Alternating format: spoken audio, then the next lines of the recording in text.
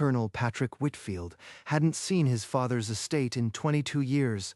When the sedan stopped, he didn't go for the front door. He walked straight toward the kitchen, dress greens crisp in the August sun, eyes fixed on the service entrance. Boots on the floor. Military. I know the weight of that step before I turn. Sandra Ellis set down the silver she'd been polishing for 3 generations and turned to face a ghost. Mrs. Ellis, I need the key. The key? She kept it in her apron pocket, that small brass key. 18 years she'd guarded it, never knowing what it locked. Before I speak to my father, bring me the key to the sword case. 22 years of silence, and his first words pull at a lock I've guarded my whole life. Patrick turned and walked out, leaving Sandra alone with the key heavy in her pocket and a choice she hadn't been offered. Sandra stood frozen, the key a hard lump against her palm. In her memory, she was back in the study. 18 years earlier, the day Henry Whitfield first placed it in her hand. The study smelled of leather and bourbon. Henry Whitfield stood before the glass case, a cavalry sword suspended inside like a relic he refused to name. Sandra, this key does not leave you. You will polish this case every Saturday. But the sword, it must never be opened. Not while I breathe. There is a lock on this house I am now a part of, and I do not know whether it keeps something in or keeps me out. He lifted a small brass key from his vest and set it on a red velvet cushion, sliding it toward her with the gravity of a command. Every Saturday morning for 18 years, Sandra unlocked the drawer, held that key like a prayer, and polished the glass until it vanished. I never ask whose name is etched on that blade. Some questions in this house are swallowed before they form. When the glass was spotless, she would place the key back on its velvet cushion and lock the drawer. The ritual was law set in varnish and silence. 18 years I've guarded that lock, never once asking what it was guarding, until today. Patrick Whitfield had walked out of that kitchen like a man who already owned the truth, and Sandra understood, with a chill, that the 18-year ritual was ending. Henry Whitfield took breakfast in the study, as he had every morning for 40 years. When his son walked in, he didn't rise. So, the army finally sent you home. I assumed you'd forgotten the address. I didn't come for the address, Dad. I came for the sword. That sword is Whitfield glory, not a conversation piece. You were raised to respect what is not yours. Sandra poured coffee with a steady hand, but her eyes moved between them, the father rigid, the son unblinking. Sandra, leave us. And tomorrow, bring me the key to the case. I'll keep it safe from now on. If he takes the key, the truth Patrick is carrying gets locked away too. The key is not in the house, Mr. Whitfield.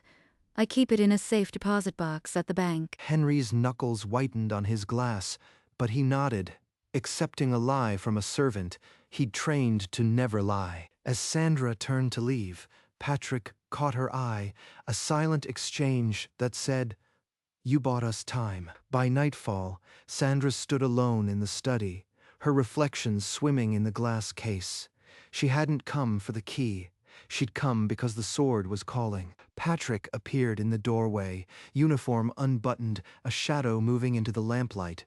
He didn't announce himself. He just asked, 18 years you've polished this glass, Sandra. Haven't you ever felt the sword knows you better than the family who locked it up? Every Saturday, Mr. Patrick, I polish away the fingerprints of a family that never wanted it opened. Sometimes I think the sword is waiting for someone else. Lucas. Lucas, my mother's maiden name. He can't know. No one in this house knows. That name means something to you. I see it. The sword didn't start with the Whitfields. It was taken from a man who deserved it more. Before Sandra could demand the truth, the study door slammed open. Henry Whitfield stood there, face flushed, his shadow swallowing the threshold. Patrick, out. Now. This room is not a parlor for your conspiracies. The door crashed shut. Sandra stood alone, her hands still trembling on the glass, the name Lucas carving itself into every silence the house had ever demanded. Sandra didn't sleep that night. The name Lucas had crawled under her skin, and she couldn't scratch it out. She opened her mother's Bible, so worn the gold edges had gone gray, and found the family pages stuck between Revelations and the back cover. Lucas Freeman, great-great-grandfather, died in service 1864. Mama, what are you trying to tell me? The ink was her mother's hand. Below it, a single line.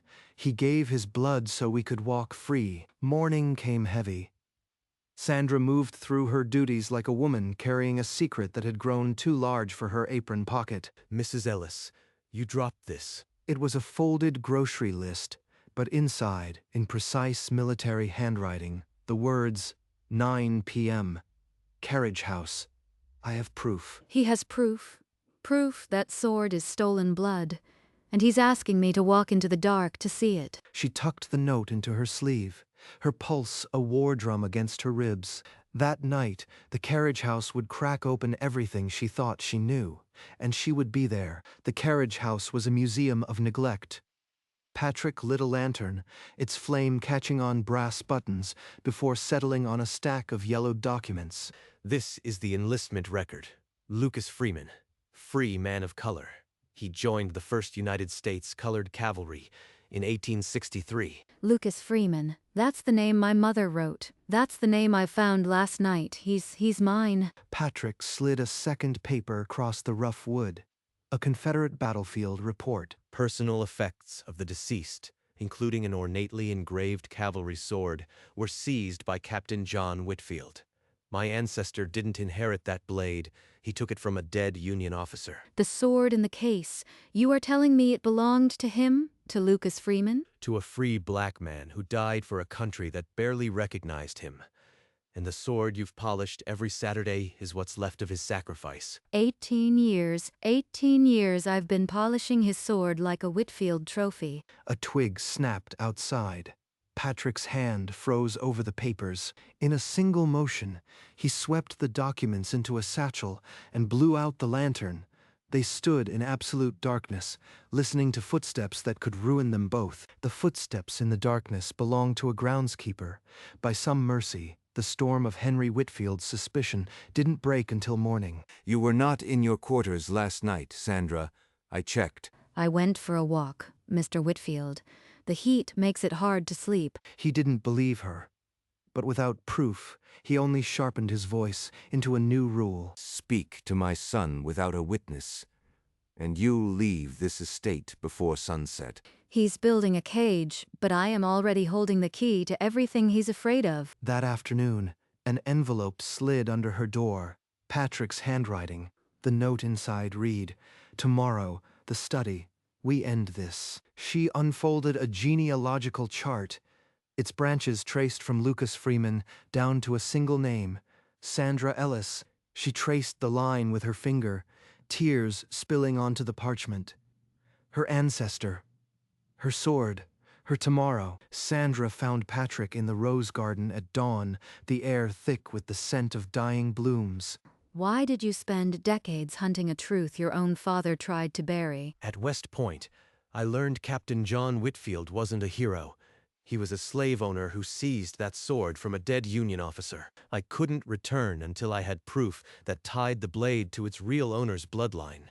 This is it. The parish record read, "Baptism of Naomi Freeman, daughter of Lucas Freeman and Esther, free persons of color. November 1863. Naomi, my grandmother's mother. The blood running through my veins is the same that stained that sword. I am sorry I made you wait. I told myself every Bronze Star was one step closer to giving you what my family stole. Why risk everything for a maid who polished your family's guilt? Because you are the only one who treated that sword with reverence, not possession. Let me help you open the case. Today. I've been shining that glass for 18 years. Today I am going to open it." Sandra retrieved the brass key from its hiding place in her bureau, the weight of it heavier than 18 years of silence. She and Patrick walked the long hallway to the study, no words needed. The study door was closed, and in front of it stood Henry Whitfield, arms crossed, eyes sharp with the suspicion of a man who knows a secret is about to escape. Where do you think you are going with that key?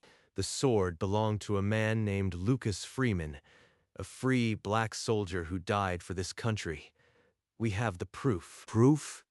You've been fed a woke fantasy, son. That sword is Whitfield property, and it has been for over a century. Patrick held out the parish record.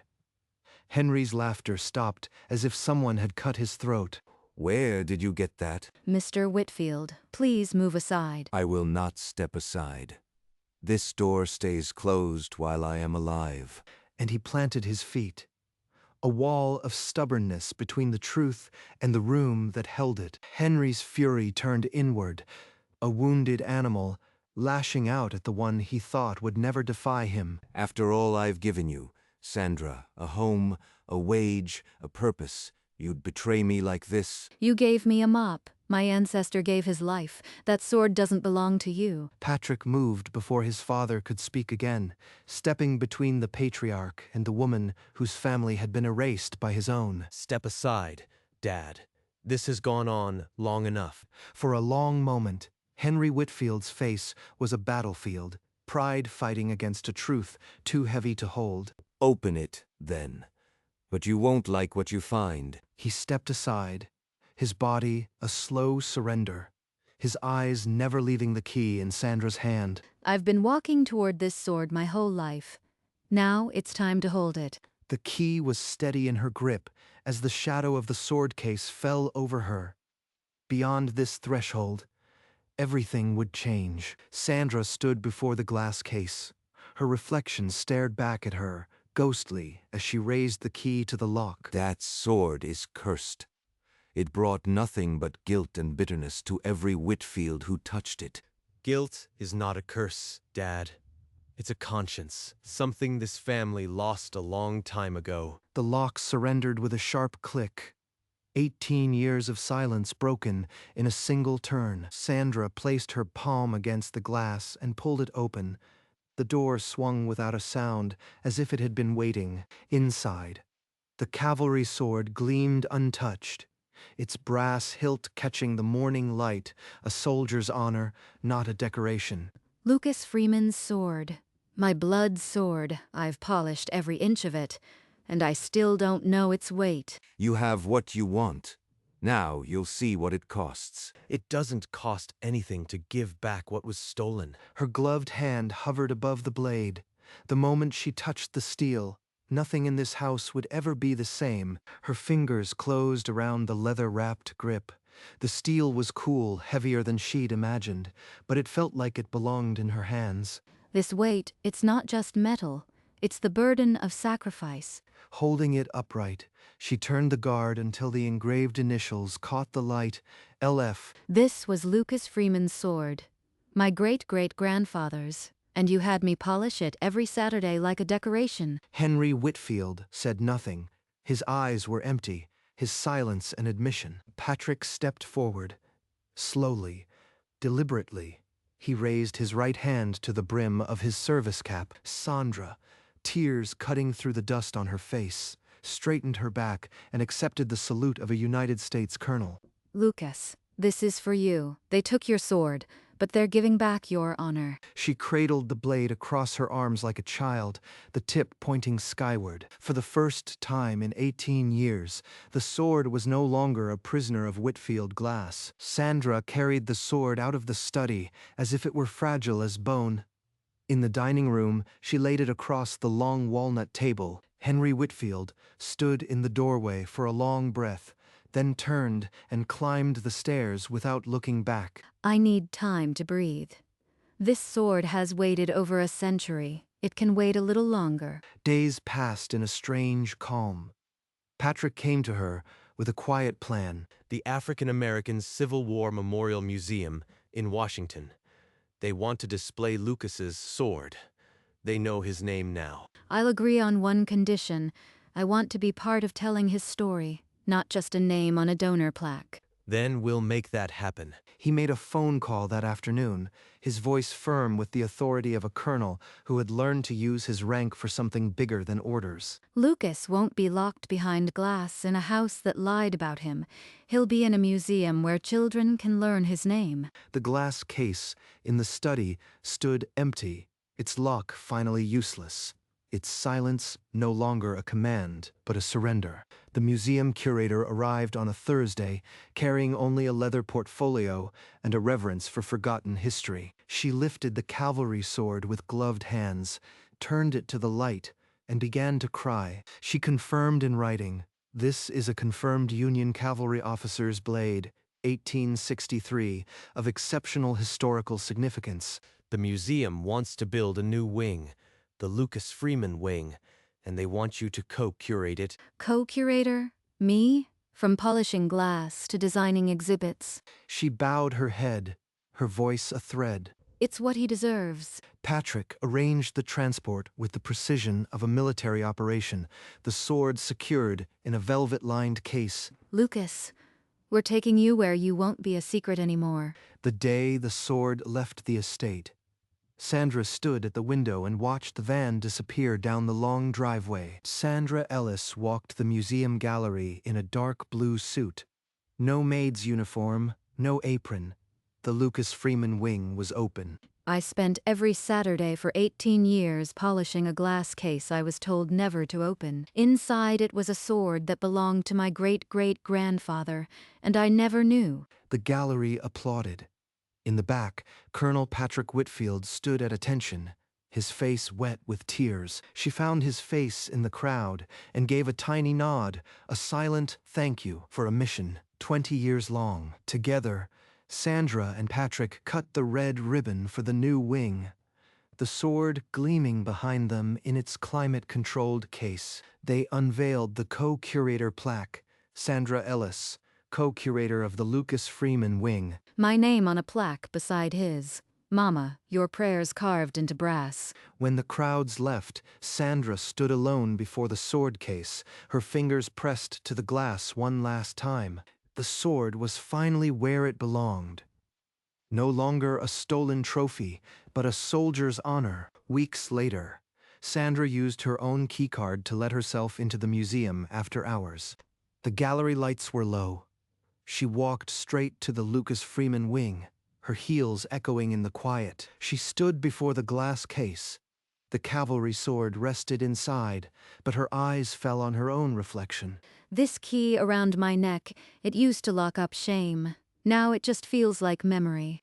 A flicker of her mother's smile passed through her mind, the woman who taught her that blood remembers. Lucas, I polished your sword before I knew your name. Now the world will know it. A peaceful smile touched her lips, the kind that comes after a long fight won. She touched the co-curator plaque on the wall, her name pressed into brass that would outlast her. The brass key rested over her heart. No longer a burden of secrecy, but a keepsake of truth. She walked out into the Washington sunlight. The key, a gentle weight, her stride no longer that of a maid, but of a curator of her own history. Henry Whitfield sat alone in the study, the empty glass case, a monument to everything he'd lost. He stared at the marble mantel where the key had rested for 18 years. The velvet cushion was gone, the space a wound. A single envelope lay on his desk, Sandra's handwriting. "Mr. Whitfield, thank you for the home. I am no longer your maid." Enclosed is a photo of Lucas Freeman's wing. He held the photograph for a long time. The sword under museum lights, Sandra's name on a brass plaque. He set it down without a word. No response. No apology. Another silence to add to the house's collection. In Washington, Sandra pinned her mother's photograph above her new desk in the museum office. Mama, I wish you could see this. Your blood is on a wall instead of on my knees. She traced her mother's smile with her fingertip, then turned to a stack of exhibition notes. The brass key around her neck caught the afternoon light. No longer the property of Whitfield rule, but a talisman of reclaimed blood. The museum was silent, the Lucas Freeman wing bathed in soft light. The cavalry sword rested in its case, the engraving LF visible to every passing schoolchild. Sandra walked through the exhibit, her footsteps a quiet rhythm against the polished floor. She paused before the glass, lifting her hand to touch the surface. The brass key around her neck glinted as she bowed her head, not in servitude, but in remembrance. Her mother's voice, a whisper across the years, surfaced in her heart. What is kept in darkness can only harm. What is brought to light can heal. She touched the co-curator plaque one more time, the brass cool under her fingers. Then she turned and walked away, the key resting against her heart, no longer a tool for a locked past, but a key to an open story. A peaceful smile touched her lips, the kind that comes when the long fight is over and the honor is finally home. The sword would now belong to everyone who needed to see that a black man's military honor could be recovered, reckoned with, and revered. And the woman who had once polished its glass every Saturday without knowing whose worth she was cleaning had become its keeper. The screen faded to black, leaving only the quiet of a story that had waited a century to be told. Lucas Freeman, 1864. His legacy now shines. Sandra Ellis had spent 18 years polishing glass, never knowing it was her own ancestors' honor she was keeping clean. But sometimes history chooses its own keepers, a maid with a brass key, a colonel with a grass key, a colonel with a guilty conscience. What the Whitfields tried to bury in a locked case was never theirs to hold, because what is stolen can be returned. What is hidden can be brought to light, and what is brought to light can finally heal. Sandra's mother used to say that blood is the one thing rich and poor share equally, but she might have added that honor belongs to those who reclaim it. The sword of Lucas Freeman is no longer a prisoner. It is a witness. That brass key, the one Henry Whitfield once pressed into her palm as a command, now rested against her heartbeat as a choice. Sandra had once polished glass so perfectly that it vanished. Now she stood inside the story, no longer invisible. The sword of Lucas Freeman had been seized by a Whitfield, locked away and polished by his own descendant, for 18 years without her knowledge. But a weapon seized cannot sever the line of a family. A name erased does not disappear.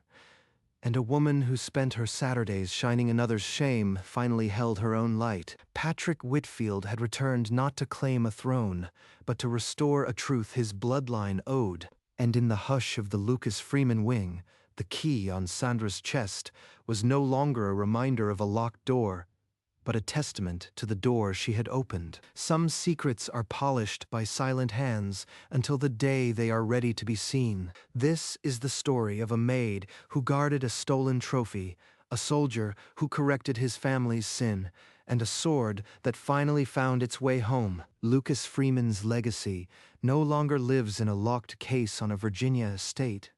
It shines in a museum where anyone can walk in and learn his name. And the woman who was told never to open that glass is now the one who keeps it open, for him, for her mother, and for every invisible hand that ever held a truth too heavy to speak. The sword rests now, under soft museum light, not as a trophy of war, but as a testament to a man whose name the world almost forgot. And the key that once locked away his honor now hangs around the neck of the woman who restored it. Sandra Ellis no longer cleans fingerprints from glass.